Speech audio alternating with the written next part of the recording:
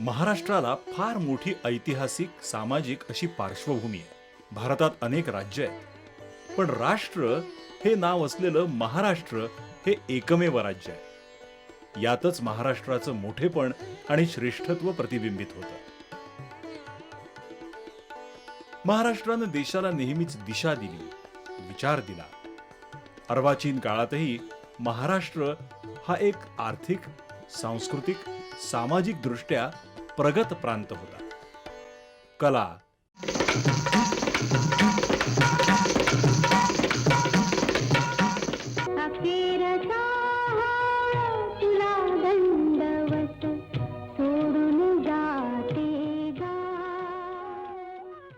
साहित्य, संस्कृती यांची इथे मोठी रेलचेल होती. त्या काळात फुललेल्या कलेच्या सौंदर्याचा आस्वाद आपल्याला आजही अजिंठा, वेरूळ, एलिफंटा यासारख्या लेण्यांमधून घेता येतो.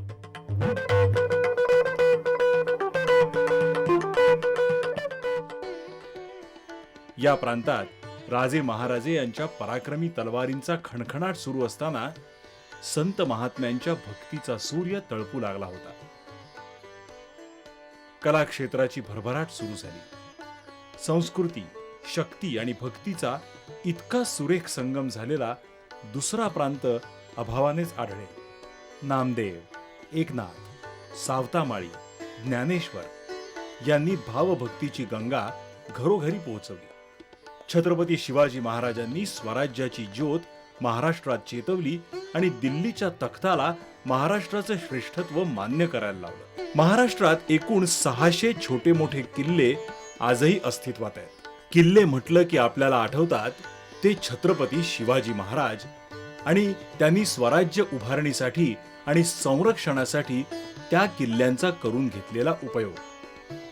आपलं राज्य गडकिल्ल्यांच्या मजबुतीवर उभं आहे याची महाराजांना पूर्ण कल्पना होती.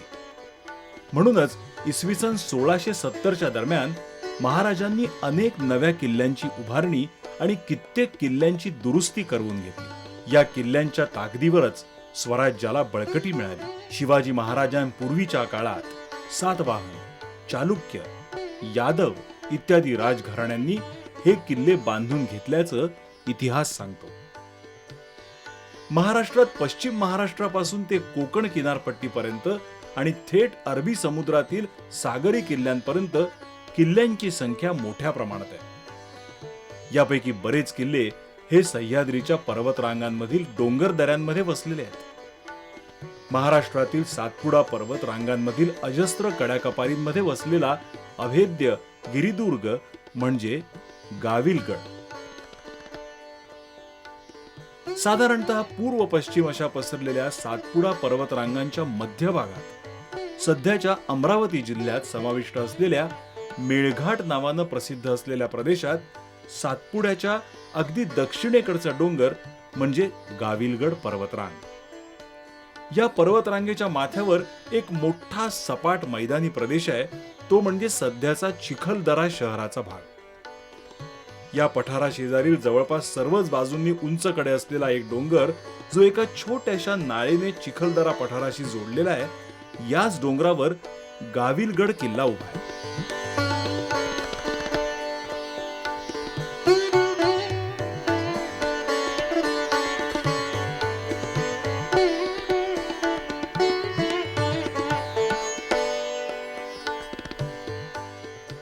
साधारणतः 10-12 चौरस किलोमीटर परिसरामध्ये पसरलेला हा किल्ला 2 भागांमध्ये विभागलेला असून दिल्ली दरवाजा, शार्दूल दरवाजा बाहेरचा भाग म्हणजेच उत्तरेकडील मछली दरवाजा, वीरभान दरवाजा, त्या भोवतालचे परकोटाचे बांधकाम,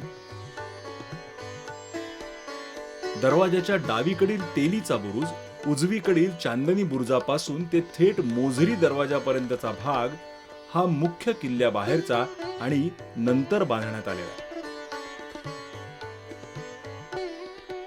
थोडस चढण चढून वर आल्यावर समोर एक भला मोठा दरवाजा दिसतो.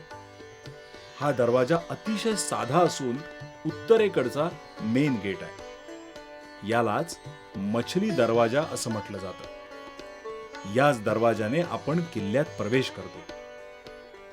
किल्ल्यात प्रवेश करत असतानाच आपल्याला समोर भिंत दिसते. ती पहारेकऱ्यांची जागा आहे.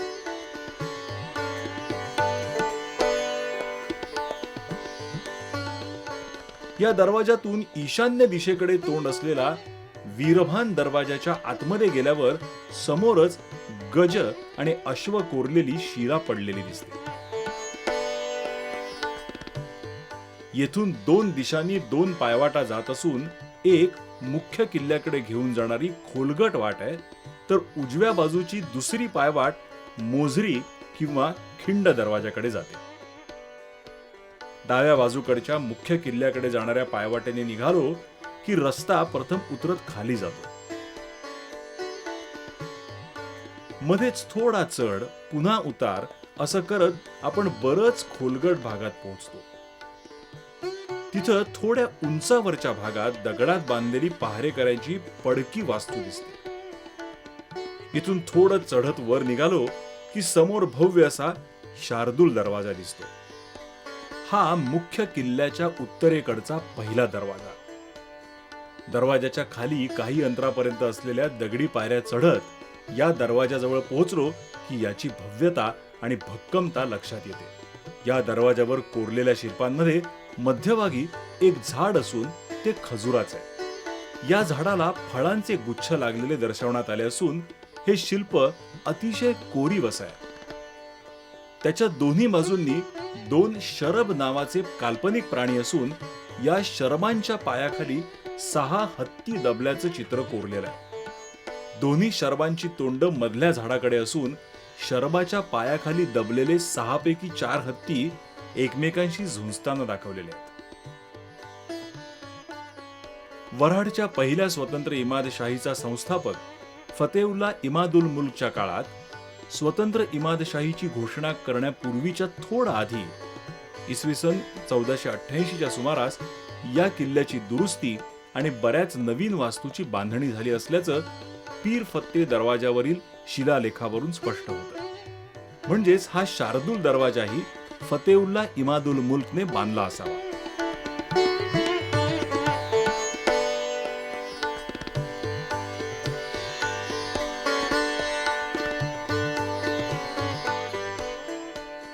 शार्दूल दरवाजातून आत प्रवेश केल्यानंतर पुढे रस्ता किंवा पायऱ्यांऐवजी उंच टेकडीने रस्ता बंद असून दरवाजातून जाणारा रस्ता 90 अंशाच्या कोनात डावीकडे वळून दरवाजा लगतच्या भिंतीने वर चढू लागतो. साधारणतः 50-60 मीटर एवढं अंतर डाव्या अंगानं असलेल्या खोल दरीच्या काठानं चढत वर जाताना मध्ये आणखी लागणारी दरवाजाची एक कमान ओलांडून गेलं की लागतो तो दिल्ली दरवाजा. या ठिकाणची ही नागमोडी पद्धतीची व्यवस्था आणि थोड्याच अंतरात 3-3 दरवाजे हे सारं सुरक्षिततेच्या दृष्टीनं उभारलेलं आहे. अत्यंत मजबूत, उंच आणि सुंदर पद्धतीने बांधण्यात आलेला दिल्ली दरवाजा हा दरवाजा फक्त दरवाजाच नसून एक बहुपयोगी इमारतच आहे. या दरवाजाच्या आतमध्ये रस्त्याच्या दोन्ही बाजूंनी चावडीप्रमाणे बसण्याची व्यवस्था त्या काळी होती.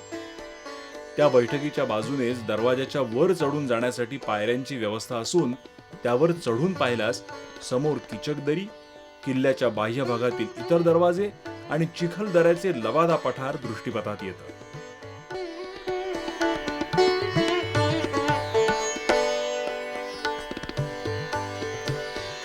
इथं चौकीदाराची चौकी असावी आणि प्रत्येक येणाऱ्या जाणाऱ्याची तपासणी होत असावी असं वाटतं. दिल्ली दरवाजाच्या दोन्ही बाजूस 2 उंच चौकोनी बुरुज किंवा मनोरे उभारलेले आहेत. दरवाजाच्या कमानीच्या वर 2 वाघांचे एकमेकांकडे तोंड करून उभे असलेले ओबडधोबड आणि चुन्या दगडात बनवलेले शिल्प आहे. दरवाजातून आतमध्ये प्रवेश करून गेल्यावर डाव्या बाजूने खाम तलाव आणि त्यापुढे विस्तीर्ण असा देव तलाव आहे. दिल्ली दरवाजाच्या उजव्या बाजूला 4 समाध्या आहेत. या चारपैकी पहिली समाधी अष्टकोनी असून इतर 3 चौकोनी आहेत. इसवी सन 1803च्या ब्रिटिशांसमवेतच्या युद्धात गाविलगड किल्ल्याचा किल्लेदार बेनी सिंग हा निकराने मरेपर्यंत लढला आणि शेवटी दिल्ली दरवाजातच धारातीर्थी पडला.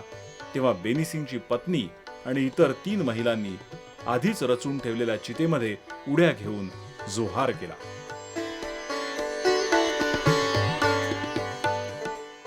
खाम तलावाच्या पलीकडे एका दूर उंच टेकडीवर चिखलदऱ्याच्या पठाराकडे तोंड असलेली एक मोठी तोफ आहे. बिजली तोफ या नावाने ती प्रसिद्ध आहे. दिल्ली दरवाजाच्या पश्चिमेस म्हणजे मोझरी बुरुजाकडे जाणाऱ्या पायवाटेने बुरुजाच्या काठाने चालत गेल्यास उंच टेकडीवर किल्लेदाराचं निवासस्थान असलेली एक पूर्वमुखी इमारत असून त्या भोवताली 3 तोफा आहेत. देव तलावाकाठीच पूर्वाभिमुख लहान मशिदीची वास्तू असून ही वास्तू दगडी बांधकामात 4 मुख्य खांब आणि 8 अर्धस्तंभावर उभी आहे.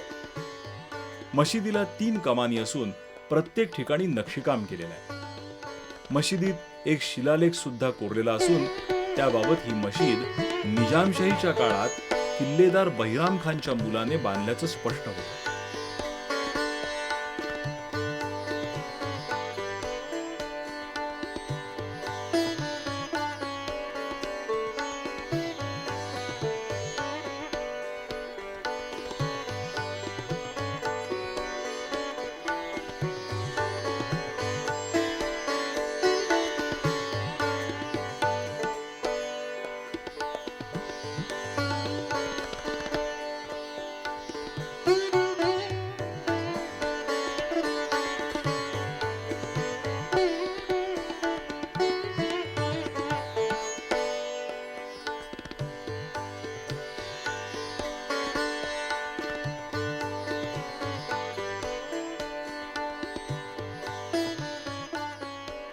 देव तलावाच्या ईशान्य दिशेच्या काठावरच एक मंदिराप्रमाणे घुमट असलेली एक इमारत आहे. तिच्या रचनेवरून आणि स्थापत्यकलेवरून ते भोसलेकालीन शिवमंदिर असल्याचं लक्षात येतं.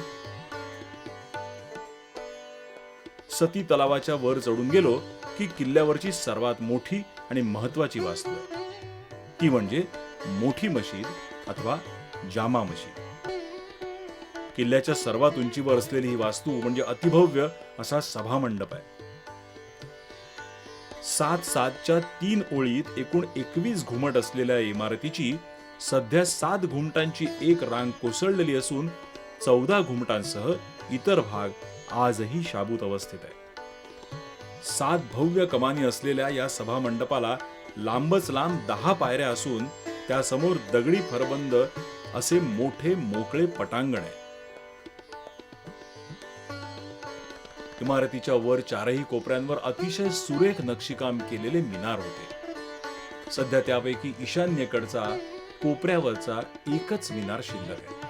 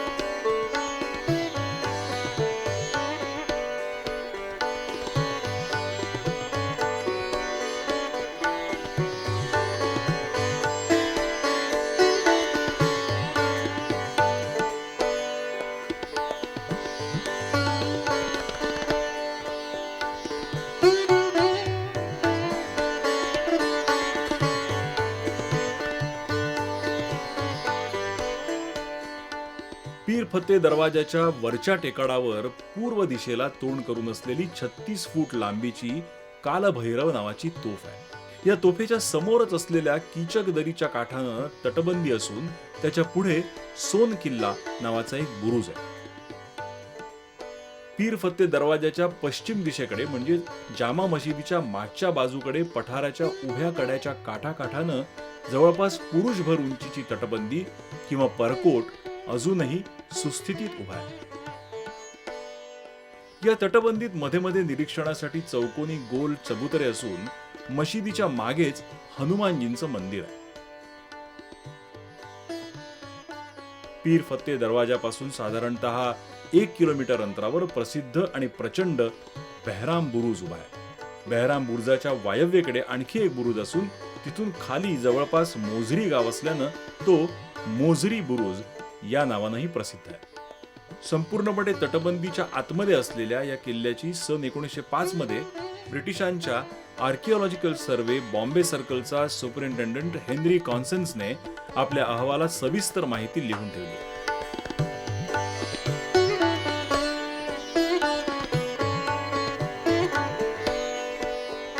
या किल्ल्यावर असलेल्या कालभैरव तोफेचा सुमारे 100 वर्षांपूर्वीचा फोटो अमरावती जिल्हा गॅझेटियर मध्ये पाहावयास मिळतो।